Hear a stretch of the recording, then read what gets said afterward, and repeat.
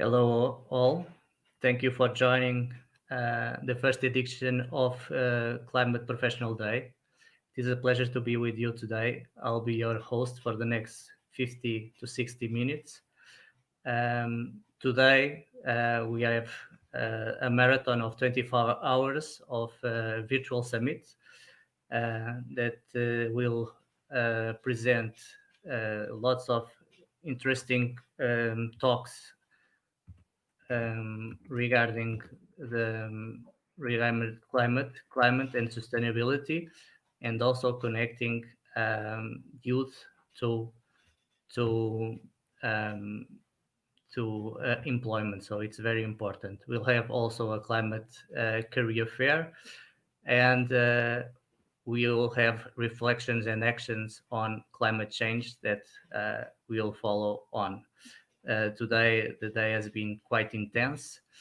We have been looking for amazing talks till now, and we'll hope to continue on this. My name is Hélio Anjos. I work at the office of the Mayor of Lisbon. I also am involved in the area of sustainability, and I work in the field of also of innovation and entrepreneurship. Um, so, regarding our topic today, we will talk about cities and how they can be resilient. So, as OECD says in their page, resilient cities are cities that have the ability to absorb, to recover, and to prepare for future shocks: economic, environmental, social, and institutional. Resilient cities promote sustainable development, well-being, and inclusive growth. Let me just add also that resilient cities in our days need to be also resilient to pandemics. And in my point of view, cities that have the vision to pursue these goals and have the will and strength to address this challenge are the ones that will be successful. So for me, it's very important to pass from strategy to execution, because the success of the cities depends on this. So without further ado, let me present the organizations that have joined us to talk about these topics and to share their insights. So we have with us the city of Orlando with Chris Castro, that I will present later. Um, the city of Orlando is very well known for its amusement parks like Walt Disney. But not only on this, they are also a city that is growing very fast in the America. So the growth is also a big challenge for these cities. When we grow a lot and very fast, we need to to take in account multiple topics that we need to address, namely housing and so on. So that's the challenge that Lisbon is facing right now, the increase of prices in housing and so on. So thank you to the city of Orlando to be present here, and to Chris. We'll have also Obama Foundation that has a very interesting mission, that is to inspire, empower, and connect people to change their world. Thank you, Flavia, and welcome. And we'll have ICLEI South America. Just for you to know, ICLEI is a global network of more than 1,750 local and regional governments committed to sustainable urban development. So Rodrigo is here with us. Thank you very much. Uh, Lisbon is also part of this network, just to let you know. But it's a so big network that is, well, it's normal.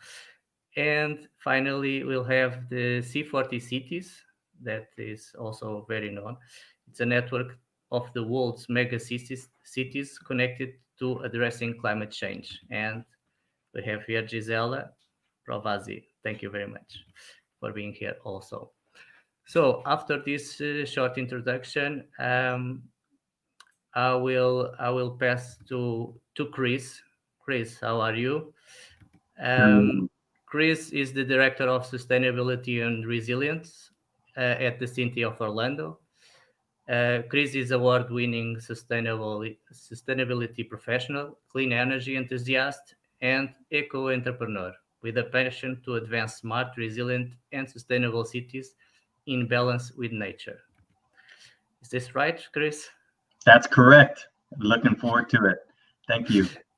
So thank you for being here. I have a question for you to start this panel. Um, can you briefly present your personal trajectory as a climate leader and some projects that the city of Orlando has been doing in this area that you can share with us as a role model, as something that other cities must do or should do? Wonderful. Well, thank you, Helio, for the question. And I wanted to start off by expressing my gratitude to Cassia and the YCL team for this to you. And hopefully some of what I share inspires you and encourages you to continue to move forward in your journey in being a climate leader and helping us to shape the future that we want. As Helio mentioned and alluded to about Orlando, we are one of the best name brands around the world. People know Orlando for our wonderful theme parks and entertainment and sports as a destination for sports. And it's not necessarily a city that comes top of mind as one that's leading in sustainability. We are one of the fastest growing cities in America with over 1,000 people per week moving to our community, and that has not stopped during COVID. And we have been the most visited destination over the course of the last 5 years. And in fact, last year, we saw about 75 million visitors to Orlando, roughly 200,000 people per day coming here to play, let alone the people who are coming to live, work, and learn. And so as you can imagine, we are a vibrant community. We are a young community and one that is truly an adolescent in terms of what the future holds. I think that the future of Orlando is yet to be written. And that's the exciting thing about me being here. We're striving to be a model city of the future. Taking a step back in terms of my journey, I've had quite an interesting trajectory to get to where I am. But first, starting out, I am a second-generation Cuban American. I was born and raised in Miami, Florida, and I grew up surrounded by nature, thanks to my parents, who really included me and did their best to ensure that nature was a part of my upbringing. My parents owned a small family business, palm tree nursery, so I was growing trees as a kid. I also was infatuated in exploring the wonders of coral reefs and visiting the Florida Keys. And I, at age 10, started surfing. And surfing has become, still to this day, what grounds me and what connects me back with the natural world, unlike anything that I've ever experienced. It's truly my sanctuary. And so growing up around that, it certainly had an impact. And then in 2006, I accepted a full ride scholarship to the University of Central Florida. And that's where I began my journey as a youth climate leader. I was inspired by many students around the country at that time who were leading these conversations with their universities and forcing them to commit to carbon neutrality. You might have heard of the American College and Universities President Climate Commitment, and that's one of the first attempts at getting into climate. Is I assembled a group of my friends and my peers and classmates, and we started a campaign to move UCF to commit to carbon neutrality. And after passing a student referendum and engaging the Board of Trustees, UCF, the second largest university in all of America, committed to carbon neutrality by 2050, and that was a big deal. I was inspired by other students, and I thought that after succeeding in getting the university to commit to carbon neutrality, we needed to create a plan. And so I was on the first team that assembled our climate action plan, and I saw a big opportunity to create an organization at that time. The organization I started is called Ideas for Us, and the whole idea was to engage an interdisciplinary group of students in developing and implementing solutions that would move the needle on our climate commitments. So in addition to advocating and trying to push some of these big campaigns, we also were very focused on pragmatic steps. We started a dorm room energy competition called Kill a Watt, trying to get students to reduce their energy consumption by changing behaviors. We started public recycling on the campus and a bike share program and on-campus gardens, and even writing grants and installing solar at our university, getting the students involved in the entire process of that.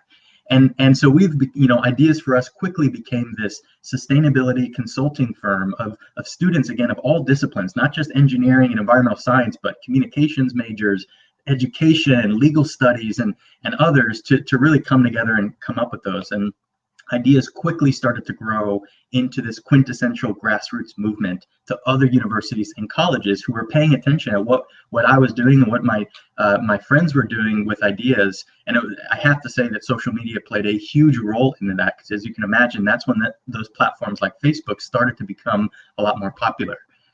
In 2012, I was selected to represent the United Nations as a youth delegate for Rio Plus 20. That was the 20th anniversary of the Earth Summit in 1992. And I was able to engage in these high-level negotiations on sustainable development and climate over a 2-week period. And I'll tell you, that experience in Rio was unbelievable and, a huge milestone, I think, in my life. After coming back from that trip, that's when ideas for us, the organization, began to grow internationally. And today, that organization, we've implemented projects that advance SDGs in communities, in over 200 communities across 35 countries around the world. We have chapters and branches across sub-Saharan Africa and Southeast Asia, and of course here in the Americas. And it has been so foundational to my journey as a climate leader. The transition to a clean and renewable energy future has become one of my greatest passions, right? Sustainability is so comprehensive, and there's so many topics that we can engage in to move our humanity forward in the right direction. But for me, what really rose to the top, what really excited me and showed me optimism and hope, was this transformation of the energy system. And as a student, I was also selected for a 2-year work study at the U.S. Department of Energy in Washington, D.C. This is a federal government agency, and I was specifically in the Office of Energy Efficiency and Renewable Energy during the Obama administration. I remember vividly every day coming into work and seeing millions of dollars going out to research and development and deployment of clean energy technologies. And that to me was one of the most exciting things, that it gave me a national perspective of how this transition can create jobs, can drive economic investment, can solve the climate crisis. It seemed to me to be a no-brainer, in my opinion. And so I came back from that experience and decided to create actually a boutique clean energy consulting firm, taking my knowledge from what I did at UCF and at the Department of Energy, and trying to help private businesses and building owners in retrofitting those facilities and incorporating energy efficiency and renewable energy solutions like LED lighting, building automation and controls, rooftop solar, and more. And today, Citizen Energy is the name of that company, is still alive and thriving, operating in the DC metro and in parts of California. And it's interesting, the way that I got to the city is right when I was about to leave to Washington, D.C. and continue running that company, I was asked to meet with Orlando Mayor Buddy Dyer. And in that meeting, we talked about his vision for sustainability in Orlando and how he wanted to make Orlando a model city of the future, one that these 75 million visitors can come, can experience, and go back to their communities and implement what they saw to move humanity in the right direction. And it was very hard for me to leave my entrepreneurial efforts, but I thought that one of the best ways for me to influence my community, and therefore the state and the greater planet, was to figure out how to get into government and use my entrepreneurial mindset and experiences to advance sustainability there. Since 2014, I have been leading our efforts to transform Orlando into one of the most environmentally friendly, socially equitable, and economically vibrant communities in the country. And within our program, we call it Green Works Orlando. We focus on these 7 key focus areas, things like green buildings, clean energy, zero waste systems, local food systems, clean water, transportation, and of course, the balance with natural systems and ecology. How do we get back to harmony with the natural world? Orlando has quickly, over that short amount of time, become one of the leading cities in America that's driving climate action. We've joined the Global Covenant of Mayors. We participate in an annual greenhouse gas emissions inventory. We even just declared 2 weeks ago a climate emergency declaration through City Council, showing the level of priority that taking climate action has on our city. So in closing, I wanted to share those 2 projects. And Helio, that is a very difficult question because there is so much that we're doing that I can talk about for hours, quite frankly. But the 2 projects that I want to touch on are, one, local food system policies, and what we call an initiative called fleet farming. Okay, within our cities, there are few opportunities right now to activate our land and create a local food system, and that's something I've been very passionate about as well. And in Orlando, one of the first things that we did was enable front yards and people's lawns to be turned into edible landscapes and actual in-ground farms, permaculture, raised beds, in-ground row farming.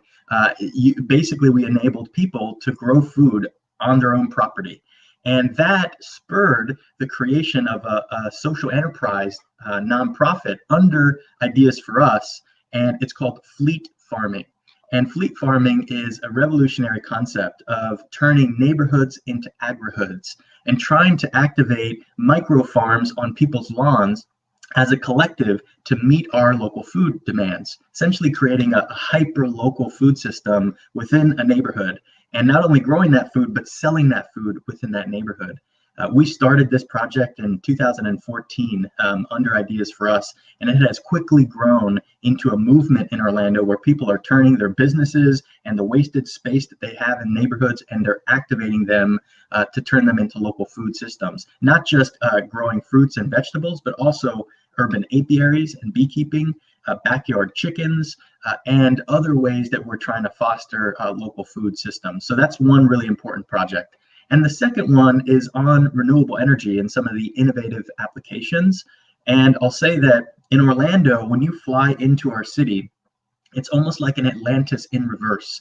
There are water bodies and basically what looks like lakes all over the city. And they're actually majority stormwater retention ponds. These are man-made holes that capture all of the rainwater. And what we've started to do is implement an innovative application for solar technologies that floats on top of the water bodies. We call it floating solar or photovoltaics. And this is a very innovative application. It's not highly adopted around the world, but I truly believe that floating solar and covering water reservoirs and being able to produce energy and at the same time mitigate water impacts is one of the frontiers that we have here in Orlando, and hopefully will begin to replicate in other parts of the world. So I think I'll stop here. As you can probably see, I could talk for a long time, but that gives you a little idea of some of the innovative projects that we're up to. Great, Chris. That's amazing work that you have been doing in Orlando. I've been thinking that we recently announced in Lisbon a program that is multidisciplinary that is being done with, I believe that also with the United States, has connections with the United States. Mm-hmm. That is solar panels that are very, very, very thin, Mm-hmm. but they are very, very efficient, and they are rolling this out with very low costs, and it is a very good innovation. And Excellent. So this is very good, and as you probably know, Lisbon is one of the cities that has more solar days. So very interesting benchmark for for us. Check out floating solar. Let me pass now. Thank you very much. Let me pass to Flavia. Flavia from the Obama Scholar. So Flavia is an Obama Scholar and researcher and practitioner in urban planning in Brazil. She is a public servant at Agenda Teresina 2030, a local government strategy aiming to accelerate the achievement of the Sustainable Development Goals in a climate hotspot in her country. So, Flavia, I have a quick question for you. Well, not so quick. We have the same time as Rodrigo, but can you tell us about also a little bit about your trajectory and the main takeaways that you have coordinating this agenda that is quite broad, as I've seen in the website? Yeah, sure. Thank you, Helio. Thank you, Chris. It was really inspiring. I will get in touch. Thank you for the youth climate leaders and for the young leaders that are watching. I hope I can inspire you a little bit because you inspire me a lot. I have been following your work for a while, and yes. So just to give a bit of context, I am from Teresina. Teresina is a city up north in Brazil. It's a climate hotspot because it's really warm, it's really hot weather. And we are near the Ecuador line, so we have no seasons. We have it's always summer in Teresina. It may sound like a perfect summer destination, but you have to consider that Teresina is in a developing country. It's in Brazil, and it's in one of the poorest regions of Brazil. So as we say, in Teresina, the environmental vulnerability and the social vulnerability overlap. We are at the center of a metropolitan region. We have more than 1 million inhabitants, and 25% of our population lives in some kind of social and economic vulnerability. So in Brazil, we have even a word, socio-environmental, socio-ambiental, because we don't think that it's correct to separate the social dimension of the environmental dimension of vulnerability.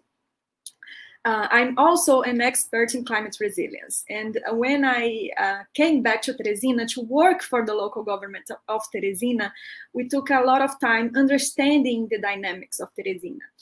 For example, it's important to understand that the warmer places in planet are the ones that will suffer the most the impacts of climate change. They will suffer the first impacts and they will suffer the most. So we have to be careful and to understand where the climate hotspots are. Where are the other places like Teresina that we need to pay attention to?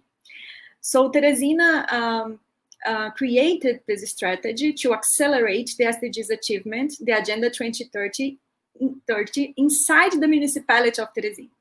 And we focused on climate action, sustainable communities, but also in gender equality because of the social dimension of vulnerability. So we are in a context of a lot of inequality.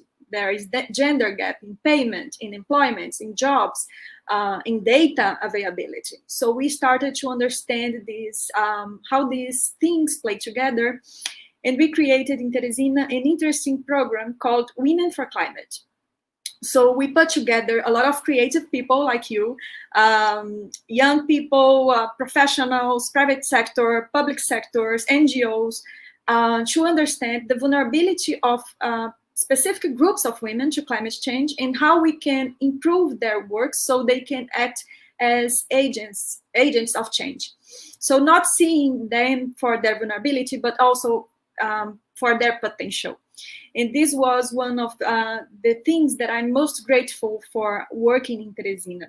It would be like a takeaway that I always like to say is that climate action is love in action. Because if you stop and think, climate action is about building better relationships with yourself, with the others, with nature. So I really like to think every project through the lenses of relationships, how we can understand our relationships and build a better future together. Another interesting takeaway from Teresina is that when we started, we had nothing, we had no budget, we had a team of one person, the first coordinator of the Agenda 2030. And always when I'm talking with young leaders, I say, start with you have, where you are.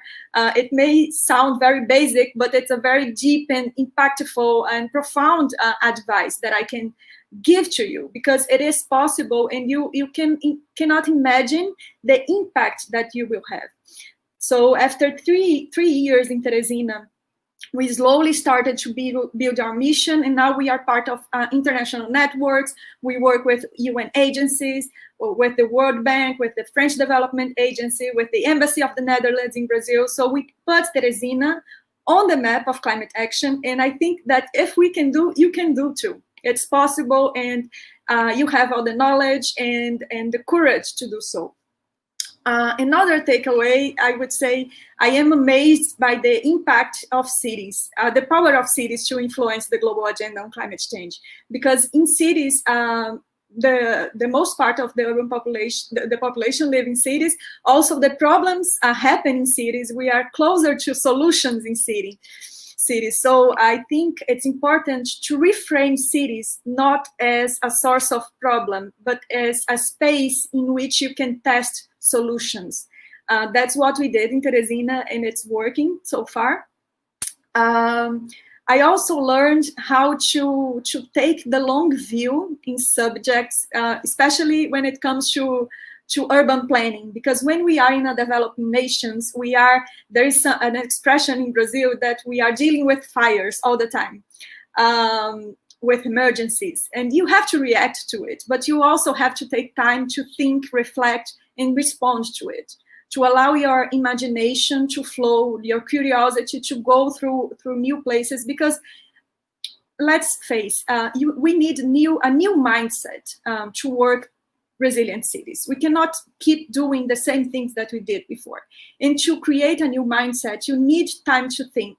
So in Teresina, I think we had the privilege to have a political vision that allow us to think, to react, and to respond at the same time, and to take the long view, to understand that we are not planning the city for 4 years, which is the mandate of a political leader, but we are planning 10 years ahead. And it was very, very important for me. It's an important takeaway. And I would say the other one is that it is completely possible to reverse unsustainable urbanization. It is possible. We are doing this, and it starts with behavior. So we can invest in infrastructure, we can invest in BRT systems, for example, in sustainable urban mobility, but everything starts with a change in the way you are willing to live, and you are willing to move in a city. So you have to understand that your individual choice has a collective impact. So this is, yeah, thank you, Manuela. I'm glad to share, and feel free to reach me if you want to know more. So it's important for you to understand, as an urban planner, as a young climate leader, that every substantial and robust change starts with in people's mind. So you have to work with behavior change. You have to start to understand that if you are planning a city for people, you need to understand what people want to do and what they want to live in the city.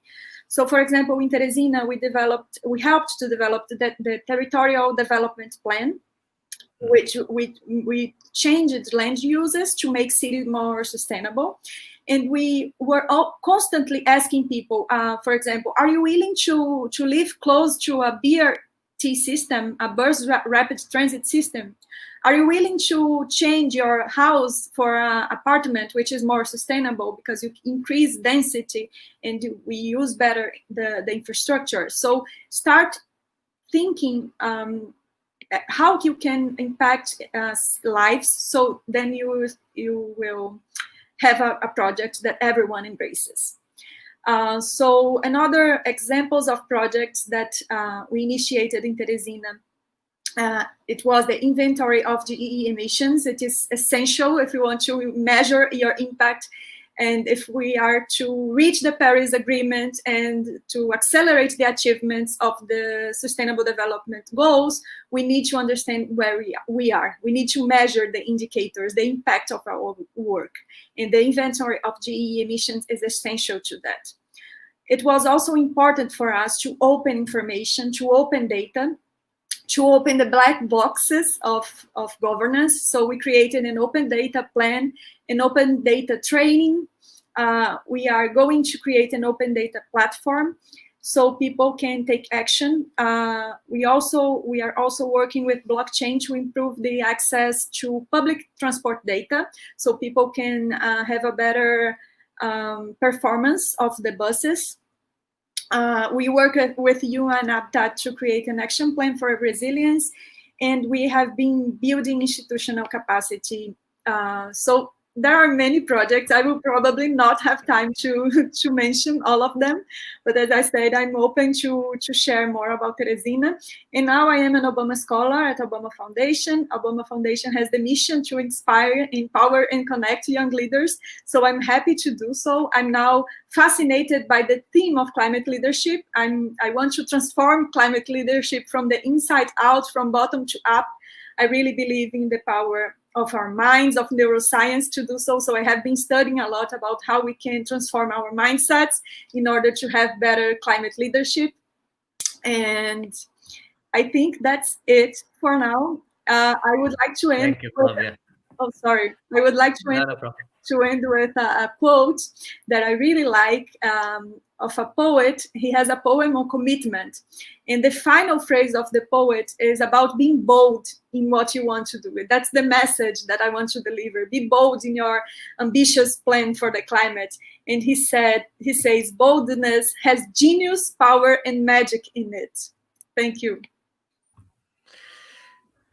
Thank you, Flavia. It was amazing, your words and your enthusiasm when you talk about climate change, what we need to do, and it's very interesting to understand what Teresina is doing. We have the examples that you have been sharing with us are amazing. I believe that cities are the place where we can make the most change that we need. The cities are fundamental on this. So I'll take this advice and this suggestion from you to step to our other panelist. That is Rodrigo from ICLEI. How are you, Rodrigo? Rodrigo is an executive secretary of ICLEI South America. He's a professor and also is Brazilian Portuguese, so it's curious. So you are a professor in international relations, politics, business, and administration, if I'm not mistaken. So, Rodrigo, can you share a little bit more about ICLEI? What is his role? You work with a lot of cities around the world. I believe resilience and addressing youth leaders and youth to be more aware of the climate change and the need to be on these jobs, on these future green jobs, are very important for the society. Can you talk a little bit more about ICLEI and its role for us to understand a little bit more? Thank you. Yes, of course. Thank you, Hélio, and it's a great pleasure to be here. I'd like to greet and salute Cássia Moraes, Juliana, and all the team from Youth Climate Leaders. This is a very special day for all of us who works on this field. So I'd like to start by congratulating ICL by this initiative in which ICLEI is very proud to partner with. I'm also willing to salute and greet my colleagues in this panel, Chris, Flavia, who have spoken before myself, and Gisela to come. ICLEI, for those who yet do not know, the network hosts about 2,000 local governments in all different parts of the world. The current World Secretariat is based in Bonn, Germany, and the South American Secretariat, for which I am the director, is based in Sao Paulo. We do have a country office in Colombia and a country office in Argentina as well. Yes, our mandate is then to represent local governments towards the climate global agenda and to represent local governments towards the biodiversity agenda. Both conventions are there, welcoming the constituencies as part of the building up to the main and more important decisions, and local governments are among them the constituents who make the part conferences and the framework agreements on climate and biodiversity, respectively. But ICLEI is also specialized itself to foster international cooperation, especially city-to-city or region-to-region cooperation. And then we go at the international arena, international system, and draw together with local governments and partners these cooperation projects, and then help to implement these projects in the territories in the local. Teresina, as Flavia was presenting, is one of the most important cities in our Brazilian network, representing the northeast of Brazil, and with great challenges, but moving forward as a very good example to other Brazilian cities as well. We are, of course, very engaged with the resilience topic. We can see in different sources that the climate risks are there, not only for cities, but for every activity that will be part of a human being society in the future. So the Economic World Forum last January appointed the climate risks as the most important risks for financial investments and for corporate activities. We can see in this field, as well as in the cities, not only the risks bringing up the importance of climate action, but also opportunities in the other hand. So ICLEI is helping local authorities to tackle both the mitigation or reduction of the risks and vulnerability to climate change, but also trying to raise their ability to take advantage of opportunities such as energy transition, sustainable mobility, green areas, management and protection, and of course, all the work which is done through nature-based solutions in infrastructure and in the development of the cities. When it comes to future leadership, we do have a program here in the South American office, and we work together with universities to both bring volunteer leadership to help us to design and implement our projects on one hand, and also to organize immersions with university students and their professors, helping to tackle specific challenges in different cities, as we did in Fortaleza, also in the northeast of Brazil, in the field of energy transition and energy efficiency. We can see, speaking of the Climate Professional Day, we can see that there are two possibilities to engage with climate in your professional life. The first one, I would say, is to work specifically with the climate agenda. We see, and Gisela will speak after myself, professions that are being fostered by organizations like ours as the climate advisor to the cities, to the states. We see the jobs in our organizations as specific jobs on the climate agenda as well. We see Rockefeller Foundation fostering chief resilient officers in 100 cities within their program, 100 Resilient Cities. But we do see the climate agenda as a transversal possibility as well, not only in foundations or NGOs, but also in multinationals, in big corporations and banks, and even more insurance and trust and funds administrations. So in the financial market as well. So there are opportunities in the climate agenda, even if you're not specifically working in an organization which is targeting the climate crisis itself. And I'd like to highlight that as well. The professional skills are probably very close to a diplomat. Negotiation skills, building consensus, having the ability to communicate well, to speak different languages, and also to represent your organizations towards other actors and other stakeholders. I think this is it as a first round, and I'll be very happy to address specific questions if there are so. Thank you very much. Thank you, Rodrigo. Let me just add a little question, a very quick question. Is we have, as you mentioned, the organizations have some information, but as I understand, and I work also in the city of Lisbon with multiple organizations like ICLEI, C40, and so on, I believe that it's difficult for a person that is wanting to get inside of these green jobs, and the term is quite broad. But if you want to work in green jobs, let's say that like this, where do I find the information? Where do I have to go? What is the site? What is the specific organization that I need to meet? So what is your idea about this? Because it's quite when I talk with other young people, they told me this. I don't know where to start, where to reach, who will I. What's the door that I need to knock? What is your idea on this? Thank you.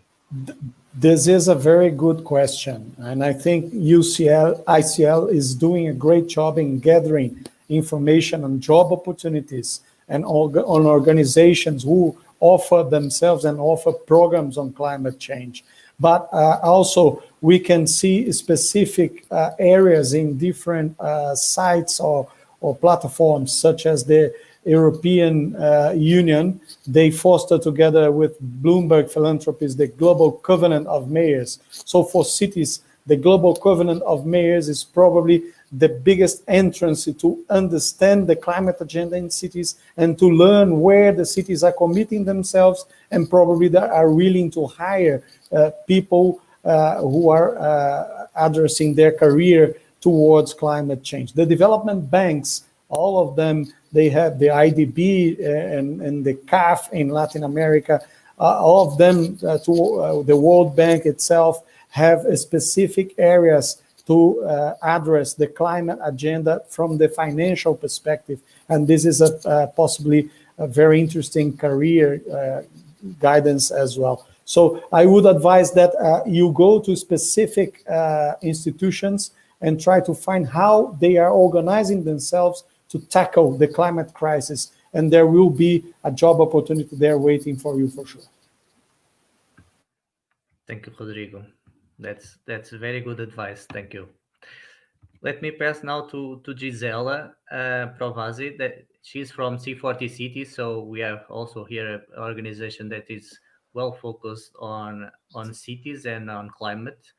Gisela works currently in London and is working in the areas of mitigation for global south cities in improved sustainable waste management. She is also volunteer in Litter of Light Brazil, right, as a lawyer, and a field worker. Okay, and she's also a mentor in youth climate leaders. So, Gisela, my first question for you is, you are among the first Youth Climate Leader Fellows, having attended the Youth Climate Leader 2018 immersion. Can you describe this experience and maybe a little bit how do you get to the C40 job? Maybe this is important for for the topic that we are talking before. Yes, of course. Thank you, Elio, and thank you for that question. Yes, I was on the first cohort of YCL in 2018, and I'm very happy, and thank you, Cassia, and everyone from YCL to keep inviting me back, both as a mentor and now at the DPC. Really honored to be here with my fellow panelists.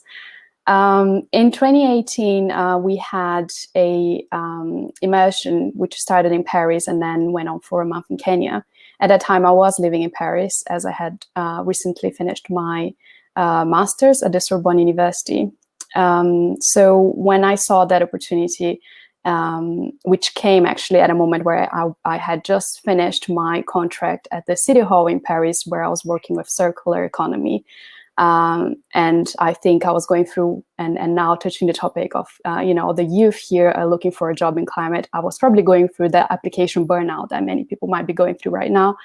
kind of going everywhere and thinking, I want to be in climate. I want to do climate action. This is my passion. This is my goal. I have all this climate story behind me, but where do I go? What do I do now? Which was what you were talking with Rodrigo about just now. And being part of the ICL Immersion was really helpful for me to be in touch with all these different people from different backgrounds and different careers, and look into my own mind and wills and skills, and try to find what it is that I wanted to do. I was also lucky enough, as I said, being based in Paris, I could participate in a different way because I supported Cassia and the team at the time in setting this immersion and all the activities in Paris. So I got to sit in very interesting tables with these amazing organizations that support at YCL. So you know, that was also part of a great experience in the time where you're doing so many interviews and you're trying to find out what's out there. And so, yeah, it was more or less on that time, just before the immersion started, that I got my job at C40, which was, I think I can say, you know, when you get good results is when you are focused. So the C40 one was something I found, and I said, this is what I believe in. It has everything. It has the climate action, mitigation and adaptation, international cooperation, and city action. Those are my beliefs. Those are my goals. So it was with much work and focus, let's say, that I ended up here at C40, where I work, as you said, currently with supporting global south cities to mitigate emissions from the waste sector. Yeah, I mean, Lisbon is a part of C40 cities, as you know, and there's some amazing work. I have some interactions in food waste and food systems with the city of Lisbon. Yes. Yeah, right. yes. So yeah, I mean, just now you had some interaction with Chris on like solar panel things, and this is exactly the thing we want to foster and promote, and C40 cities as a really huge potential, connecting cities, exchanging knowledge, and making it happen with, you know, based facts and research, and some support in project development as well. Yeah. C40, sorry to interrupt. So C40 has lots of data also to share with everyone that is interested in these areas and these subjects. So Knowledge Hub and so on. It's quite interesting tools. Can you share a little bit more on this, because I know that many people want to know where do I get more information to start my career in this area. Yeah, of course. Yeah, I think what you said, the Knowledge Hub is a great place for people to get a really good idea of, you know, the power of cities in leading the way in climate action, in implementing ambitious targets and committing to ambitious goals. So in the Knowledge Hub, you'll find both case studies from what C40 cities, as in the cities that are part of C40, have done, but also you know, tools for inventories, emissions inventories, and tools for calculating, you know, co-benefits, which is also a big part of climate action. We don't talk about mitigating emissions only as if it was a small thing, but we also talk about it in terms of improving health, improved sanitation, creating jobs, which it's a big part of our current world, you know, with what's been called the green and just recovery, and all the jobs we can create, and how we can rebuild our economy, all while reducing emissions and adapting to a more climate-friendly world. So definitely go to the Knowledge Hub for that. It's open for everyone. You might need to create an account. I'm sorry, I'm not being precise on that. Maybe not, but that's definitely the place to start. And UC C40 has different work streams, different teams. So some, like my own team, we work in a network of cities where we support and facilitate the knowledge sharing and some capacity building. Then there are teams that are completely focused on research and co-benefits, and another team completely focused on supporting cities in developing their inventories, and as we're doing currently, designing their climate action plans to something that each individual city can commit to. Did I miss any part of your first question, Elio? I'm also concerned of leaving some time for the chat box questions. Yes, that's great. let us move now because we are almost running out of time. We have here a question that maybe it's more focused on the cities that we have with us. That is, let me check if I can get this. So it's about the engagement of citizens. So Erica put us here a question that is, how do you engage with the citizens to implement your initiatives? What are the challenges that you have in this case? Do you want? Let me start with Flavia this time. Ladies first, please. Sorry, can you repeat the question? I lost your audio for a moment. Okay. The question is, how do you engage with citizens to implement your initiatives? What are the main challenges? Yes, in a context of deep social inequality in Brazil, I found out that the challenge is communication, because you have to communicate in a way that makes sense for someone that is illiterate, for example, but also make change for someone who has a business and who helps to run the economy. So I think the important part is that you take time to plan ahead your communication. But you need to have everyone at the same page from the start, because otherwise people will not identify with the project, and then implementation will take longer. So the important part is to engage citizens to discuss the problem, to define the problem together, not only to deliver the solution. So participation is not about consultation. You have to understand that participation is about really engaging people from the beginning. Yeah, and just to quickly add to Flavia there, I mean, community engagement is cornerstone to pretty much all of the policy and programs that we move forward in Orlando for our sustainability agenda. And when we were developing our climate action and adaptation plan, we also did a series of different types of engagement. And I think to Flavia's point, communication is so important, but access is also equally important. And we realized that the access to participate wasn't equitable across our community. So we really relied on community-based organizations and neighborhood associations to help empower those residents of those neighborhoods to provide input and feedback into what the challenges were, as well as what are the core strategies we should be prioritizing within the city. And in addition to in-person engagements and forums, and this I will say was, pre-COVID. So we did in-person engagements, we did workshops and public forums, but then we also did digital surveys and made sure that those that weren't able to participate also had the same access to lend their voice to the process.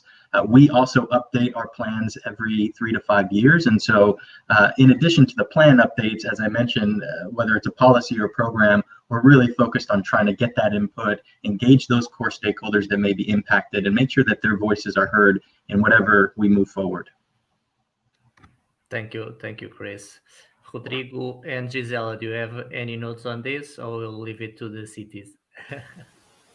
Yes, very quickly, we are, in terms of community engagement, working with schools in the cities as well.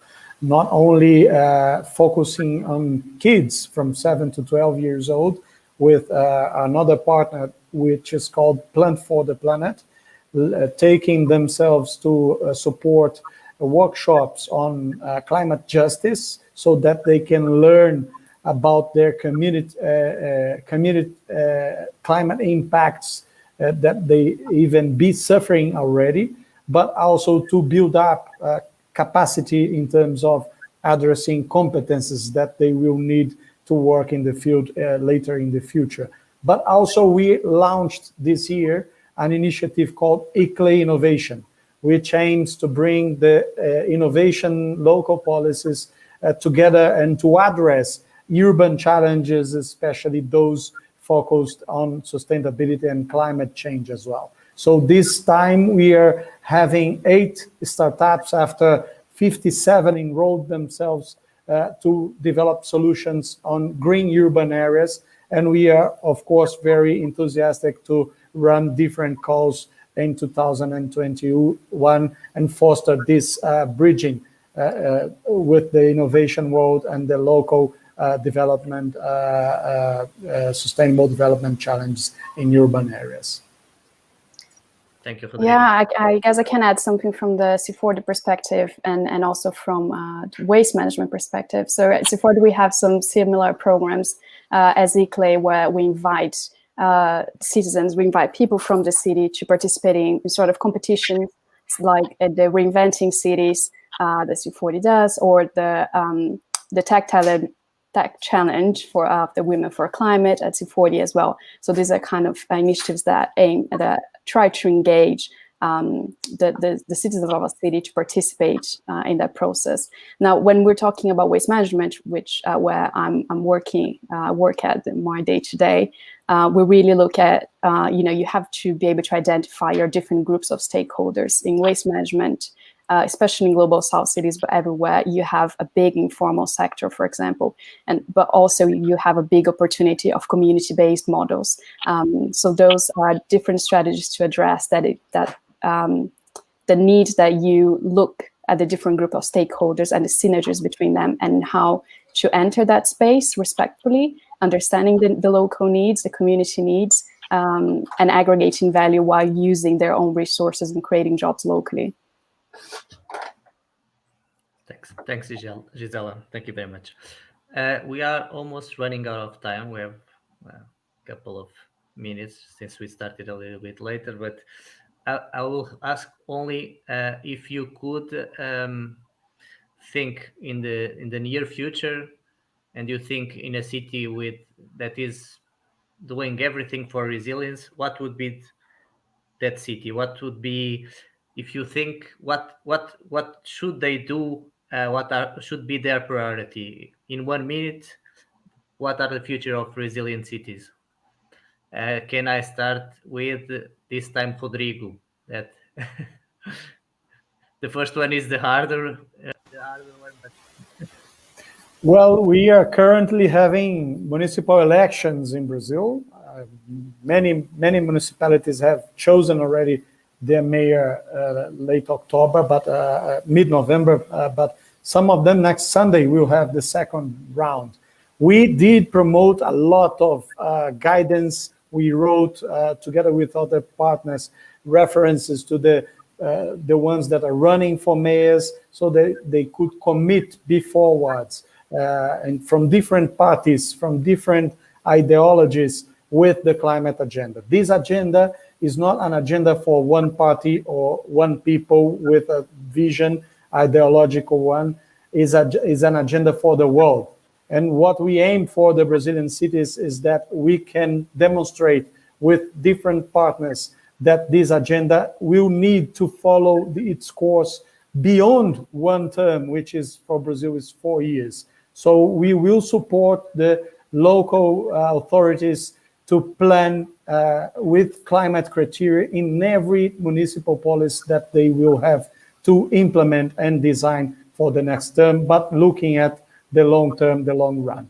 This is our aim for the future. Mm-hmm. Great, thanks.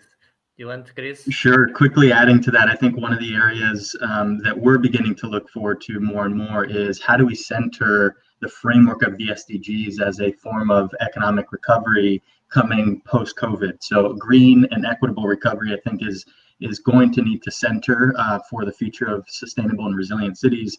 And I would say that also more of a focus on addressing social equity and inclusion, right? At the end of the day, the nexus between the climate and the social justice crises that we're facing have a unprecedented opportunity to be addressed through very strategic approaches that can basically try to hit both of those issues. And we're trying to work on ways to prop up workforce development, again, in the clean energy technologies that can also be a pipeline for those ex-incarcerated, those that are recently graduated or essentially out of work at this point in time because of the COVID crisis, and try to get them on a path towards accelerating cleaner, healthier, and more prosperous future for Orlando, and at the same time address the climate crisis. Thank you, Chris. Thank you for Orlando for having this vision, because that's not usual in all the country of the United States. So thank you very much. Gisela, do you want to go next? Yes, of course. Thank you.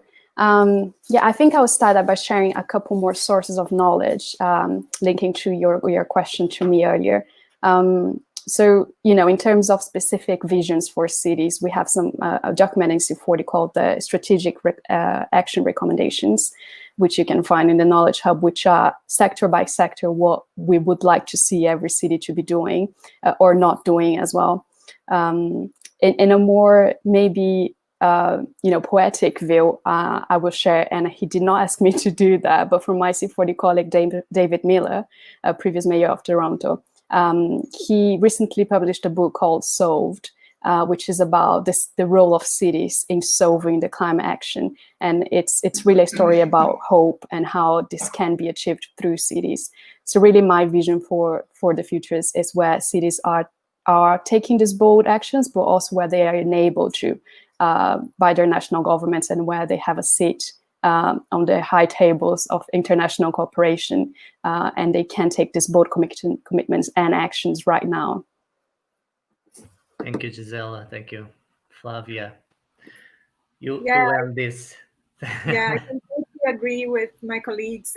Gisela, I also think that cities need to have a table in global decision making, and this is a great responsibility for local government representatives, but also a great opportunity. So you have to understand that local action is global action. So if you are a local leader, you are also a global leader. Start to see yourself as such, and start to understand the way you can influence decision making in a global scale. And also, I believe and I think that social action is the other side of the coin of climate action. They cannot be separate. So design the city for the most vulnerable, and then you will reach everyone. Because if you are designing for those that are often left behind, you are creating a better city for the future. I also want to thank the Teresina 2030 team who is watching me and commenting here. And thank you, and I'm so proud of your work, and keep up with the good work.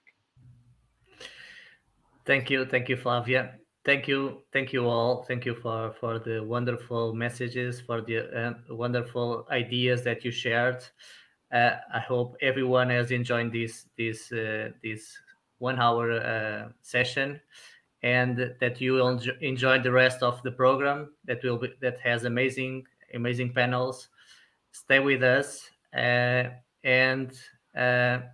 I only want to finish with the thing that Flavia told and everybody mentioned in this panel.